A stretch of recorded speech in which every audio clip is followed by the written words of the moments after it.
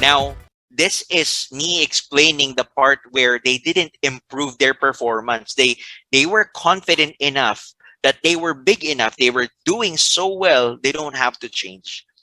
So just like us, no, when we're talking about change, when we're talking about improving, if we see ourselves as the best ever, okay, na parang, hindi, okay na yan, alam ko na yan eh. Di ba? There's no room to learn more, to grow. We are actually putting a lid. Ibig sabihin, we're putting a stop on the learnings to continuously improve. So naiwan, just like Nokia, no? If we don't realize it soon enough, if we are not sensitive for the changes that's happening around us, if we don't consider to improve all the more, even though we are good at what we do, maiiwan tayo.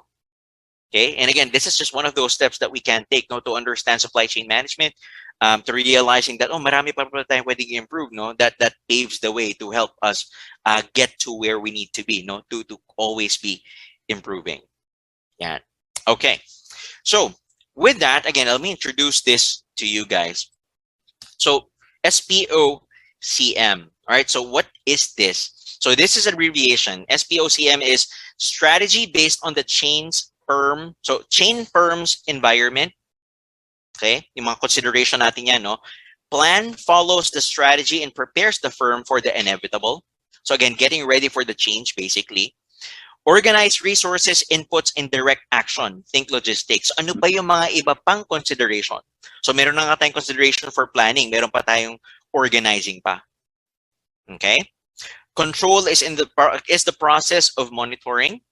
Okay, so checking from time to time kung okay ba siya, kung okay ba tong quality na to, na ganyan. Measuring or quantifying supplier performance equal to the actual inputs divided by expected inputs. So magkakaroon tayo ng konting math din dyan. Okay, but that's what SPOCM is all about. No, so we take a look at the strategy. We think about the plan. We organize these things, the resources, the inputs, diba? Controlling and measuring. Now, all of these, kung iisipin din natin, no, is anchored on communication. It's very, very important that communication is parang a top priority here, that we need to communicate and do it all the time. In fact, in terms of any business, no, any organization, there's no such term as over communicating. Parang even then, parang feeling ko nga may bitin pa rin eh when we communicate. So one of the things that I do every time I teach leadership courses, no, change management, yung ganito, is to establish well and effective communication. Okay? So kailangan natin intindihan how we communicate, how other people communicate, ano ba yung mga kailangan natin as a person, ano yung kailangan ng ibang tao when we communicate stuff back to them as well. Okay, so Module 3 is all about key terms. So for an organization to operate at optimum efficiency, supply management and procurement need to be clearly defined activities. This module will cover key terms related to supply chains. So to start with, all right. So procurement. Procurement and purchasing are similar terms. They basically pretty much do the same thing, no? However, purchasing is the process of locating a supplier, buying, negotiating, and ensuring delivery. Procurement, on the other hand, is parang mas malaki siya, no? It's broader in terms of processing. It includes purchasing. Okay? And it includes storing, transporting, receiving, inspecting, incoming materials, supplies, and salvaging the items. Proactive procurement is a process reflected in 5 outputs, and that's what we can see here. You have quality, cost, time, technology, and continuity of the supply. So I can't remember if it was Sir Joel who answered it earlier, no? Pag-aralan natin yung shelf life. So that is part of the procurement process. Okay? Ayan. So the purchasing is after, diba, nakapag weigh ka na ng options mo, no? Is company A good for this? Company B, ano yung shelf life nila? So on and so forth. Diba? Yan.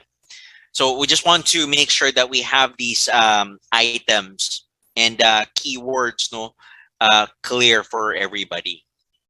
Yeah. So again, that's procurement versus purchasing. Okay? Next. Upstream and downstream. Ito yung sabi natin kanina. Depending on where we are, what step we belong to, kailangan natin malaman kung ano yung effect natin up the stream and then down the stream. So what does this mean exactly? Upstream and downstream flow of goods, services, and finances is what links companies in a supply chain together. Siyempre, di ba? An ultimate supply chain is the sum of all the companies involved in the upstream and downstream flow from the initial suppliers to the end customer. Okay? So siyempre, you belong to the upstream or the top part if you're in the beginning of the process. You will belong to the downstream portion if you are towards the end.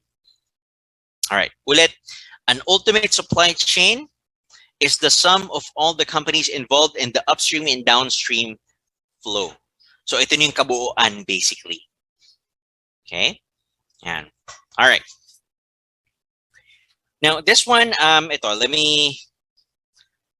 me read this to you guys. Okay, tapos we'll answer this question. The dynamics of upstream, downstream activities in a supply chain are like the actual links in a complex chain or network.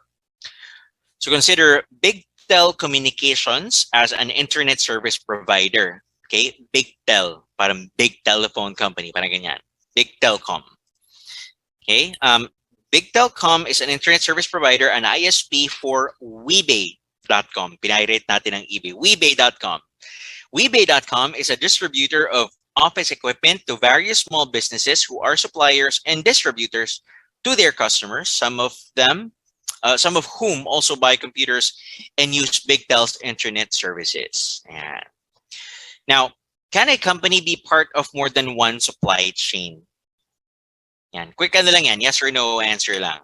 So, can we be part of more than one supply chain? Yes.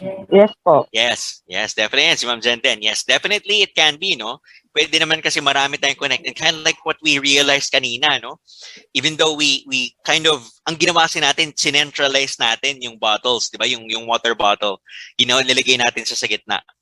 But if you consider that, di ba, nagiging web nga siya, it's gonna be part of a whole lot of supply chains. Diba? Yung linear naman, natitignan natin. Can its upstream and downstream relationship change? And again, kind of like our answer for number 1, yes, it can. Okay, it's very flexible that way. All right. Now, let's go to raw materials. Okay, so raw materials are the basic goods or resources used to manufacture products. Kind of like our case study earlier, diba? Yung locally sourced, organic, and these are raw materials that we're talking about, the things that you need to do or to have in order to produce the final product. Okay, commodities are basic goods that can be sold or exchanged for other commodities as well. And now, for example, yung crude oil is used for making plastics, and iron is used to making steel naman. Diba? So yan, again, raw products there. Okay. Now, how does supply chain management of raw materials affect the customer? And again, we talked about this na kanina, no? In our example, our chips example, just to share, I was kind of like deprived of chips when I was a kid. So nung nagkaroon ako ng opportunity to buy my own, so I ate a whole lot. I ate them in bags, like big bags. So why am I talking about that? Remember the cornet story that I had with you guys earlier? Di ba yung nag-iba yung flavor niya? So that's how it affects the end user, no? Kind of like our case study, di ba? If palta natin ang supplier, we have to consider the possibility na mag-iiba yung lasa, yung texture ng end product nila. So that's why ang sinuggest nga natin is maybe create a new product instead para hindi maapektuhan yung original mo. Diba? So that's another consideration for all of us. Okay? There. How can we apply management of raw materials to a service industry? Let me call on Isay. Sir, example po yung kunyari sa mga internet suppliers po natin, like yung mga PLDT, Converge. Hello po. Yeah. Yung mga ganun po. Yung mga raw materials po nila, like yung mga wirings, yung mga power supplies po na pinanggagalingan nun, if ever po na magkaroon po doon ng problema, syempre alam naman po natin marami silang customers na maapektuhan, lalo na po ngayong pandemic, 'di ba po? So yun, mahalaga po talaga yung siguro yung communication, tsaka yung mga troubleshooting din po 'pag Mhm. nagkakaroon ng mga gano'ng problema po. Right. Tama, communication, no? We have to be updated. Actually, again, I just want to go back to what we talked about in terms of customer service, and why communication remains to be a very important factor in it. Kasi sometimes, di ba, kapag nag-down nga ang internet natin, no? Hindi natin alam kung bakit. In fact, brownout, di ba? Kapag nag-brownout sa atin, hindi natin alam kung bakit, nakakainis. Hindi natin alam kung kailan magkakaroon ng ilaw, nakakainis. Now, ang ano yung nakakatulong, what alleviates it, 'di ba? Pag alam natin kung anong oras ulit magkakaroon ng ilaw, 'di ba? Kung alam natin, kunyari anong oras na ba? 12, it's 12 o'clock right now. Kunyari nag-brown out, no? Hindi natin alam um, na it's gonna be brown out for the next 2 hours. Kunyari 2 o'clock pa babalik. Eh hindi natin alam. So hihintayin lang natin yung hihintayin lang natin na magkaroon ng ilaw, no, until that time. But if it is communicated to us, kunyari it's a scheduled outage, no? It's a scheduled blackout. O sasabihin, hello, we're gonna have a blackout for 2 hours starting at 12 o'clock up to 2 p.m. So, di ba, mamamanage natin yun. Ibig sabihin, ang gagawin natin, o instead na mag-meeting tayo and mag-usap tayo from 12 o'clock to 2 o'clock, pwede tayong mag-lunch na lang. Kunyari, ngayon, ang training natin, no? It's up to 1 o'clock. If we know na mag-brown out siya ng 12, pwede natin tapusin ang klase ng 12 o'clock. Di ba? It prepares us eh. And that's customer service. That's additional. Di ba? Parang, okay, maybe we're not gonna be too happy about it, but at least we know what's going on. Kaya nga, again, communication remains to be a very important factor here. Okay? Ayan. Thank you. So yun nga, no? Again, how can we apply management of raw materials? So the wirings, the actual products that gives us service, no, is what is considered. The quality of it, yung mga, what do you call this? Yung mga routers, di ba? Yung cables, yung mga ganyan. The quality of it would definitely affect the product that they are giving us the services. Ayan. All right. So that is raw materials. Next, let's go to forecasting naman. Forecasting is the use of historical data to predict future trends. Secondly, forecasting improves the sharing of information and resources downstream, make the scheduling and inventory management more efficient. So again, napag-usapan na natin to somehow kanina, no? With the wastage of 25%. So there's a study that goes on.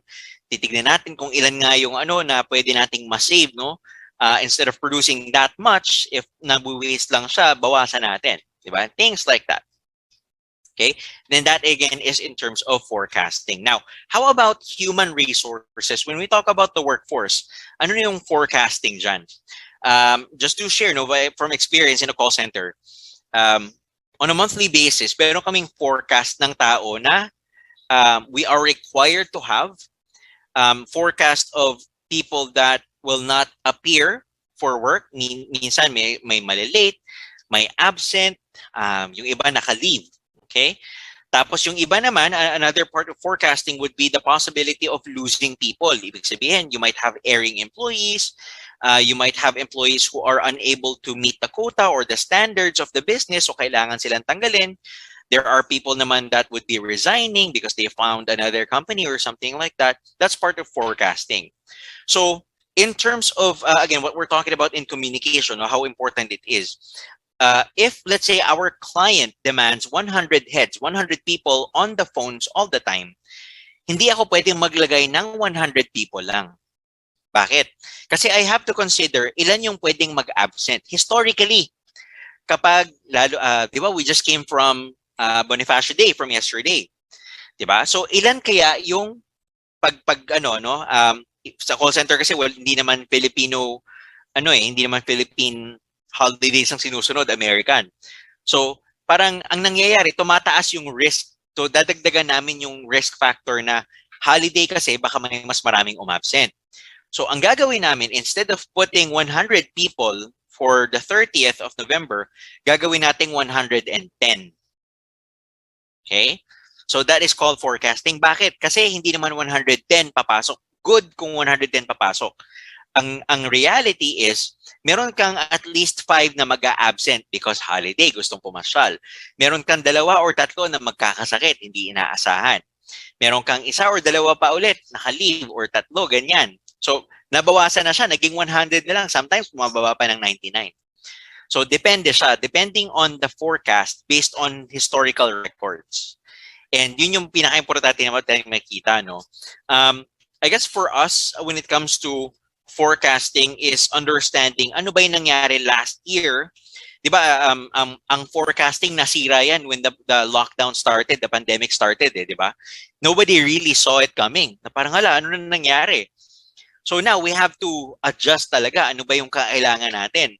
And again, part of the change management pa rin naman kasi it's a change that we're going through, no? What we have been doing as face-to-face transactions, naging online na siya lahat. How feasible is that? Diba? Yung mga ganyang questions yung kailangan nating itanong sa atin, sa sarili natin. No? And this is part of the continuous improvement that we were talking about earlier. How do we keep on improving based on the situations that we are in? Okay? And so that, again, is forecasting for us.